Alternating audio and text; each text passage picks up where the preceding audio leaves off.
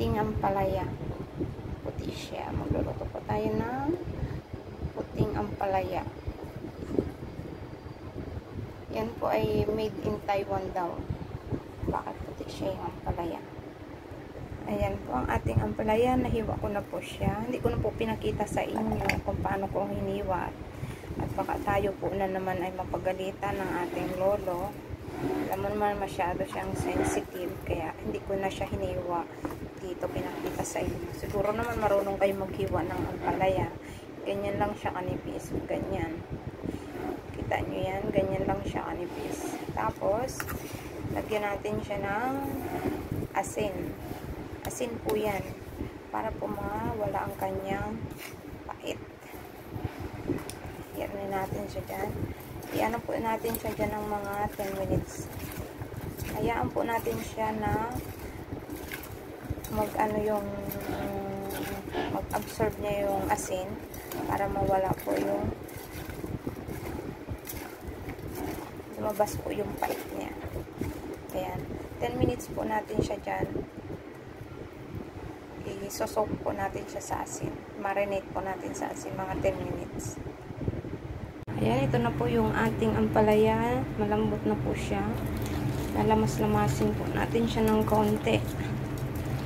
Ayan.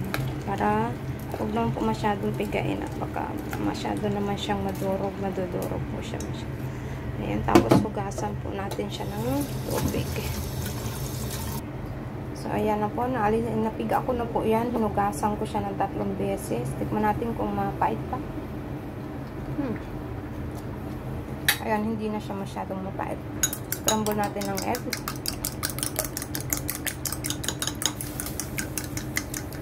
Okay, magluto na po tayo mga beshi. Ayan nga po, nagigisa na tayo ng ating bawang. Ito po yung ating ampalaya. Lagay na po natin siya dyan. Ampalayang puti po yan. Sabi ng lolo ko ay galing daw yung Taiwan. Taiwan bitter melon daw ang tawag. Ewan ko kung meron na nito sa atin sa Pilipinas. Ayan, lagyan po natin siya ng sugar. Cooking sugar po yan dito sa ibang bansa. Tapos lagyan din po natin ng asin. Kunting-kunti lang kasi maalat na po siya. Gawa kanina ng binabad natin po sa asin. Ayan, syempre lagyan po natin ng kaunting pepper. Ayan, pwede na po natin ngayon ilagay ang itlog.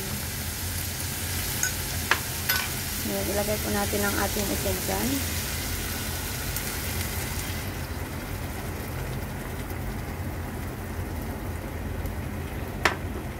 Siyempre, lagyan po din natin ng powder mix para masarap.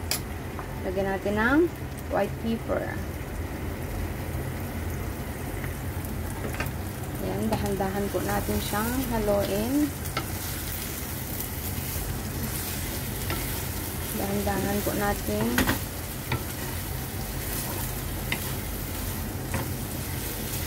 Tinikman ko na yung ampalaya, beshi. Hindi po siya mapait.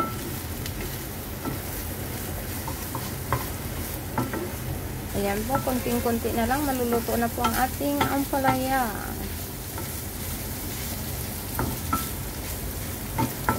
Luto na po yan. Ayan, maraming salamat po sa inyong panunood. Sana po inyong magustuhan. Thank you. Please don't skip my ads.